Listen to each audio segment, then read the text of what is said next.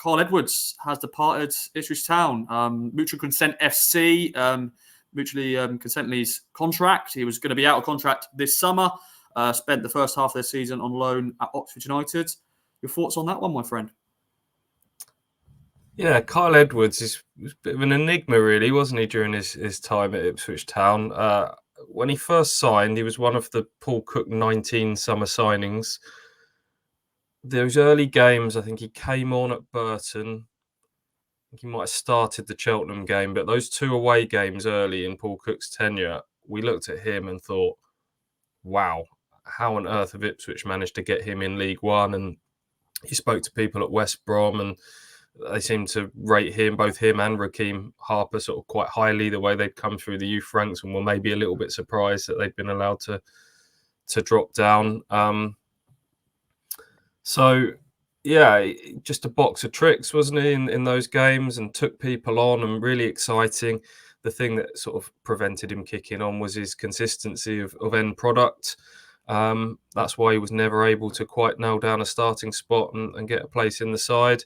But that said, he still played a decent role in the promotion last season off the bench.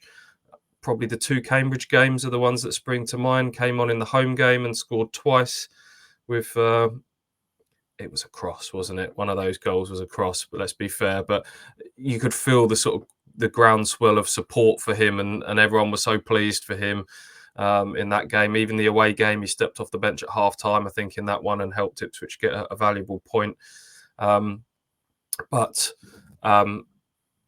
Yeah, it never felt like he had those consistency levels to really kick on at Ipswich Town, and needs to find himself a home now where he can get starts. He's 25 years of age, and he's not got enough starts under his belt for that age. So, it was a bit confusing the way it sort of panned out last week or this week. With his loan was ended, and then he was going to stay at Oxford to get fit, and now the contract's ended. I would imagine it's probably helped Ipswich free up a bit of budget for the January transfer window, doing it this way, and has maybe paved the path for him to maybe sign for Oxford. You would imagine that he did quite well there until a hamstring injury struck around late September time, so he needs to get fit again first and foremost. But if it's Oxford or if it's elsewhere, hopefully he can find a home, and I'm sure he goes with all Ipswich fans. Best wishes. Yeah, indeed. All the best to Carl Edwards. 63 games, scoring 3 goals. And AJ, 2 of those goals was against your boys Cambridge. Thank you. Yeah. Obviously, sorry, but they were very, that's the iconic goals for Carl Edwards when he was here. Over thoughts on that? Obviously, you only saw him, in pre-season, but I think when he went out on loan to Oxford, you always felt maybe that could be the end for Kyle, because when you get loaned out, sometimes it does mean the end of a player. Yeah, I think he always came across as that really exciting player in pre-season, but it was hard to see where he kind of fit into everything, and I assume that had kind of maybe been the vibe for a little while. I know when you look at Nathan Broadhead being on that left flank, and then you look at Marcus Harness being on that left flank, there was always going to be the potential of adding other options, as Town now have, obviously, in that time as well. It felt like a tough ask for him to probably step up against that competition in the Championship. At the end of the day, he's come in and done exactly what Town have asked him, and gone with his head held high, I think. And I think the biggest thing that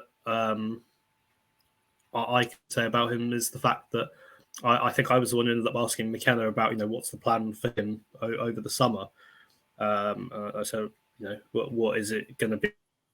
A case of he was left out of the squad for the Bristol Rovers game. I think that was it. And McKenna said, look, at the end of the day, it's a situation where we want him to be able to play in this competition later, because we're looking at one on a loan or a transfer. And when I put that out, this is a player who wasn't really in kind of the starting lineup picture, but the reaction was that of just, people being really gutted. So I'd say that speaks volumes of the kind of player and person that he was. Similar vibe to Greg Lee. So I think definitely he goes with everyone's wishes. There's a comparison there with Greg Lee, isn't there, in terms of the personality playing into the way sort of people feel about him. Infectious smile, always played with a smile on his face. I think people remember him sort of dancing in front of the group team celebrations after promotion and everything. So that all plays into it with Kyle Edwards. But putting sentiment aside, he never quite grasped his chance. I guess it's that chicken and egg thing, that how can you take your chance if you don't get those run of starts? Are the likes of Amari Hutchinson and Jeremy Sarmiento miles ahead of him? We'll find out, but probably are ahead of him in terms of his development. But when we went back to last summer, you mentioned Marcus Harness there. I thought Edwards might be the one to be kept ahead of Marcus Harness, just because he provides something different in terms of being that 1v1 dribbler. And Kieran McKenna mentioned it recently, referenced it when he signed Sarmiento, that they've lacked someone with those just dribbling skills since Kyle Edwards went. And a bit like Greg Lee last summer, I think they let him go with a bit of a heavy heart to go and improve his career and seek first team football. I think they probably would have kept both of those rounds, as decent backup options. But also you want players to be sort of fully committed with their head and heart, and sometimes you have to make that decision. So yeah, Kyle Edwards gone, and everyone will wish him well.